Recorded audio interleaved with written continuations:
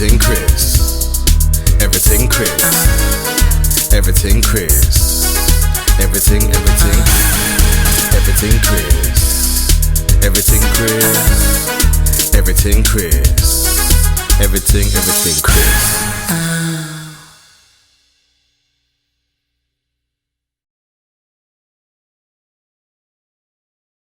Put you in a position, man. That New Orleans journey, man. How was that? How did that all go for you, man? And how did you find it? How was the culture over there? The food, everything, the basketball. What was it like? Because I know from watching documentaries in New Orleans, they're a very together community. Like, even down to the music, they're just together. I thought there was two things I thought before I went there. Yeah, that was one. I thought I was a rude boy. And two, I thought I was a baller. And then I went there and I found out I was neither of them. Like, when I tell you about ghettos, it was the murder capital of America at the time that I was there. Yeah, so, I saw that about that. Because that's when I watched that documentary on Master P and the Cash Money guys, and they were telling us as well what it was like there. Yeah, it was. So when I arrived there, I was at the airport, my assistant coach come and picked me up, took me to the airport, to the apartment, and I was just like, I'm just going to go for a walk, yeah? So I went for a walk, and like, you could go past the block and it will have like a big mansion. You're like, oh, I'm in a nice area here, like, yeah, let me just check it out. The next block, there's like 50 goons just out on the street, just watching you walk past. I've never felt so scared, honestly. I know, I'm not even joking. It's like I was in like situations where I did fear for my life out there. And then the basketball side was like, I remember my first practice. I didn't really play defense when I was younger. Like, I was just all about offense, you know what I mean? So the first thing that the coach got me to do, he put 5 different players from the team on the 5 spots around the 3-point line, and I had to get a stop, 5 stops in a row. But these guys are serious basketball players. Like, I weren't really playing D on players in England, not to talk about. I was there for about 45 minutes, maybe. I couldn't walk anymore. I didn't get 5 stops in a row, and he was just like, sit out for the rest of the practice. I was just like, boy, where am I, man? Like, boy, it was tough. It was really tough, man.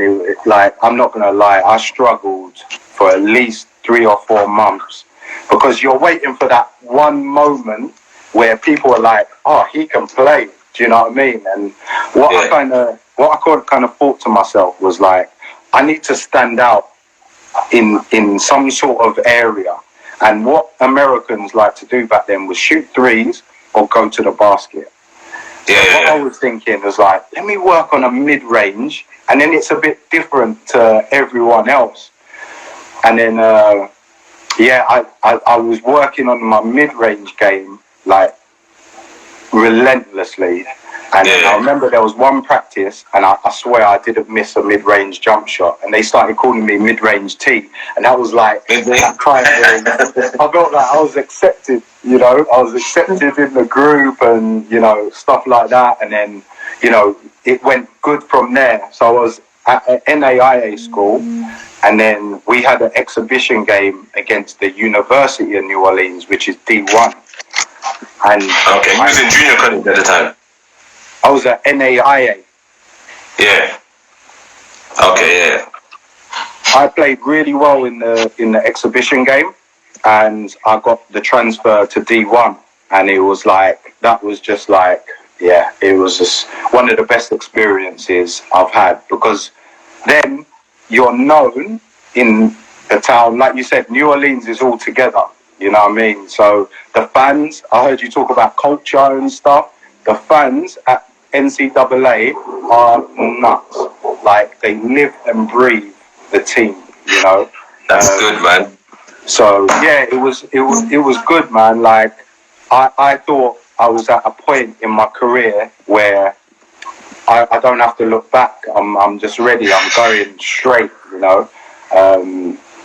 But yeah, it was an experience I needed because it just showed me like how big basketball is over there. For every one good player here, there's about 1,000 over there. You know what I mean? 1,000 over there. Yeah, you could imagine that. To like scrimmages where people ain't got colleges and stuff, and they're busing like D1 players, you know, and it's like, it's different. It is completely different, man. That's dope, man. That's dope. So after that, you came back after New Orleans then? Yeah, so after New Orleans, so I didn't actually finish at uni. Like 2 weeks before I was supposed to go back, yeah, my coach called me and he was like, I've got some really bad news. He was like, we're not accepting any more international players. So I was like, this is 2 weeks before. And this has happened to me many times in my career. Like 2 weeks before the season, you couldn't have told me like it was in like before, you know, like give me a heads up. So I was in London and I was like, boy, do I try and force it and go to another college? But it's a bit late. And that's when Jeff Jones hollered at me, and he was like, he heard I was in London and I was back, and he saw me play when I played for Tees Valley Mohawks. He was like, come to Manchester. So that's when I went to Manchester. And so that's the story then. Stories I heard, you went to Manchester because of your history back at home, but really you went to Middlesbrough. I went Middlesbrough. Yeah. Then New Orleans and then Manchester. Yeah. So, like I said, when I went to Manchester, after that playoff final, like hearing Narmo shout you out at Midnight Madness and all of that, it's like... I think that's when I first saw you. I think that's when I first heard about you, Midnight Madness, because I didn't know about you before then. Because when I was growing up, there was all, obviously, my brother, growing up around my brother, was a lot of Pro-Am players and all that. So I grew up knowing Uric and Damien, Laken, Marvin, all of those. And I think after one of the Midnight Madness, so I heard about Tanner, and then I was like, Tanner, who's that? And he was like, oh, you not heard about him? And then I saw you there, I was like, okay. I didn't think that I really was respected as a baller. Before then, I wasn't in any England teams. I wasn't like... And I get it, because I weren't from a team that was known, you know, like Hackney. You know the players are from Hackney, and they help each other out like they should when they get older, and, you know, like you hear about Oggo, and Deng helped Oggo, and, you know, so I got it, but at that point I was like, I can actually play. So, like, you know I'm not from, you know, South, like Narmo and them lot, but like at least like appreciate my game sort of thing. But yeah, that after that, it was like I started, we had a tryout, right, with Milton Keynes, me and my boy Carl Henry. So Carl Henry, he played in the same conference as me at NCAA, but he played for Jackson State, right? So we're two D1 athletes, and we come back and we try for Milton Keynes with Vince. And when I tell you, like, we bust up their Americans in a practice. Vince from London Lions. Yeah. He was at Milton Keynes before. So we did really well in the practice against their Americans. And Vince said, yeah, we want to take you. But they offered us £400 a month. And we had to coach for it. And we had to coach for it. Right? And you had to coach for it? Yeah. So it was like, I've made my name in D1, but I haven't really made it in BBL. So luckily, Essex Pirates was created, and the whole ethos around Essex Pirates was to allow English players to show that they could play in that league, right? Yeah. So if you look, and that it served their purpose, because in the BBL, that after that season, and that was with Walid and people like that, after that season, like I was the highest scoring like English player. Like it was me and Julius Joseph, and made the all English team, and I was able to move on from that. You look at Jamel Anderson. He was good. Yeah, legend now. He's not even been overseas, but he's made a name for himself in his country, man. He's developed very well. So it gave him the platform. It gave Miles Hessen the platform because that's dope.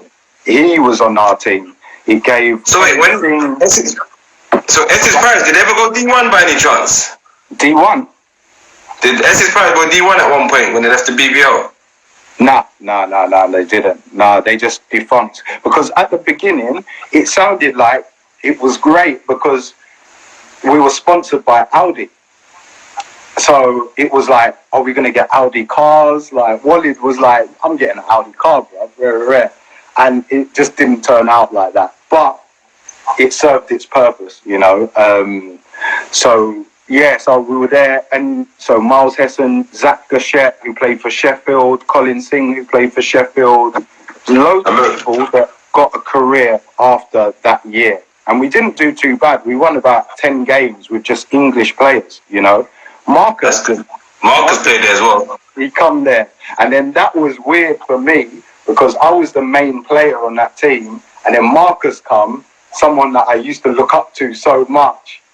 And it was like so weird that I was kind of the main player and he wasn't. Because he just come back from his Achilles injury, right? So yes, I remember that. He was just getting back into it. And it was like... And that was unfortunate for him. Because that Achilles injury happened to him in Germany. He was trying out in Germany. Yeah. And literally, I think this went bang, and that was it. It was just like, fuck, you know. Yeah. I do remember rehabbing with him. Yeah. He helped us a lot because we won about 3 or 4 games before, and then when he come, we won there were 7 or 8 extra games. Like, we beat some big teams as well with just English players, you know. Dean Williams was on our team as well. Did you have that one American as well? Iceman or something like that? Or was he Virgin Islands guy? Virgin. He was British Virgin Islands. Randy George. Yeah. He was sick. He was nice. Rock. So he was like, he wasn't English, but he had an English passport. So he was like, still English. Yeah, one of those guys, yeah. But yeah, it gave us the platform. And that was like, again, any team with Walid Mamouni, it's just joke the whole season, you know. So that was really good, and that actually got me into the England team, the England setup. Okay. Yeah. The England. Everything Chris. Everything Chris. Everything Chris. Everything Chris.